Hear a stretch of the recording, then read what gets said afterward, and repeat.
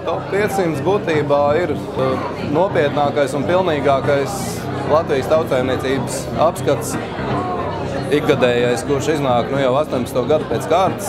Svarīgi tas, ka dienas bizness bija tas, kurš 96. gadā uzsāka šo tradīciju veidot lielāku uzņēmumu sarakstu. Un man ir patiesa gandarījums, ka šis notikums ir izgājis cauri gadiem, cauri dažādiem ekonomiskajiem procesiem, grūtībām, kāpieniem uz augšu, un šobrīd mēs, tāpat kā pirms 18 gadiem, varam lepni prezentēt savu kārtējo top 500 izdevumu.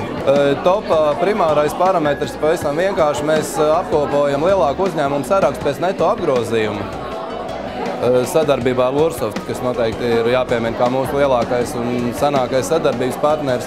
Protams, laika gaitā šis top 500 ir kļuvis jau par tādu kā fundamentu, uz kā balstās visi tālākie materiāli, ko mēs no šī topa atvesinām. Tātad no lielā topa mēs veidojam vēl vairāk nekā 10 dažādus uzņēmumu sarakstus pēc dažādiem kritērijiem. Mēs izvērtējam gan vietējos ražotājus, gan lielākos pelnītājus, gan lielākās kompānijas ar vietējo ārvalstu kapitālu. Faktiski ņemam ļoti daudz un dažādas kritērijus, pēc kuriem veidojam vairākus topus. Un es domāju, tas ir svarīgi arī mūsu uzņēmējiem, kuriem varbūt, ja viņi nav tik augstā vietā lielajā top 500, tad viņi var būt pirmajā vietā jebkurā no citiem mazajiem topiem. Šī gada galvenā tendence ir tā, ka ļoti jūtami ir samazinājusies uzņēmumu izaugsme.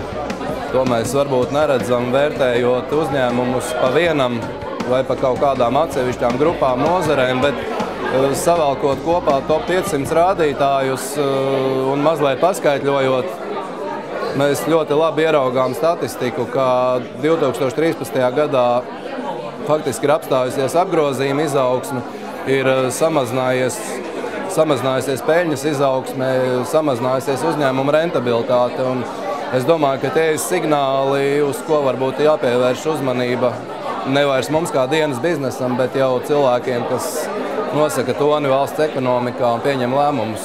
Iemesli var būt divi. To mēs varam saukt par stagnāciju, mēs to varam saukt par stabilitāti.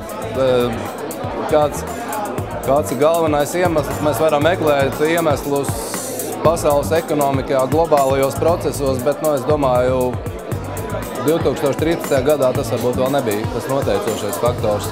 Loģiski būtu pēc krīzes lieliem soļiem lekt uz augšu, kas arī pirmajos 2 gados pēc krīzes notika, bet pat ir, var teikt, 3., 4. gads pēc krīzes un jūtam, ka mēs esam piekusuši lekt uz augšu, mēs stāvam uz vietas. Un, šobrīd ar bažām gaidām, kāda būs 14. gada rezultāti, kas solās būt ļoti interesants. To mēs redzēsim nākamgad ap šo laiku. Es domāju, ka eiro ieviešana šeit spēlē vismazāko lomu. Eiro ieviešana varbūt ir tā, kas ir palīdzējis saglabāt šo te optimismu, tendenci uz kaut kādu augšupēju. Ko ir devusi eiro ieviešana, to mēs tiešām redzēsim, kad būs noslēdzies 14. gads, kas pirmais eiro gads Latvijā. Tā kā 13. gads bija pēdējais lata gads.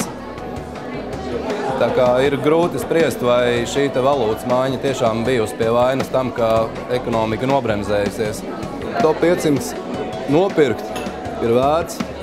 Arī abonēt dienas biznesa ir vērts, jo abonenti saņem topu kā pielikumu. Ir vērts dēļ tā, ka šis tomēr ir ļoti pilnīgs, ļoti precīzs Latvijas uzņēmumu, teiksim tā, salīdzinošais novērtējums. Mēs varam redzēt savu vietu gan kopumā Latvijas ekonomikā, gan katrs uzņēmums var redzēt savu vietu savā nozarē. Salīdzināt savus rādītājus ar konkurentu rādītājiem, kas ir pietiekami plaši atspoguļoti mūsu izdevumā un arī varbūt no tā pats izdarīt secinājums. Jo mēs tomēr veidojot katru topu, mēs arī pieķeram klāt pagājušā gada datus, un tad katrs lasot šo te izdevumu arī var redzēt, vai viņš ir pakāpies uz augšu vai nokrities uz leju. Paskatīties, kāda ir bijusi peļņa, kāda bijusi rentabilitāte, kāda bijusi EBITDA pārējiem konkurentiem, un varbūt tas liek par kaut ko padomāt un iedziļināties. Dienas biznesa šobrīd ir palicis faktiski vienīgais biznesa laikraksts Latvijā. Tā kā, ja kādam ir interese sekot līdz norisēm ekonomikā, es domāju, ka šajā reizē nav alternatīvas, ir jāiet un jāabonē dienas biznesu, un tas ir viss. Izklausās pēc reklāmas, bet es domāju, ka mēs šobrīd esam labākie un spēcīgākie savā jomā. Mums ir joprojām kolēģi, kas strādā dienas biznesā kopš pirmās dienas, un es domāju, tas jau ir kvalitātes rādītājs. Paldies! Es domāju, ka šajā zālē sapulcējušies tie, pateicoties kuriem šī valsts vārdā Latvija var pastāvēt, turpina pastāvēt un turpinās pastāvēt.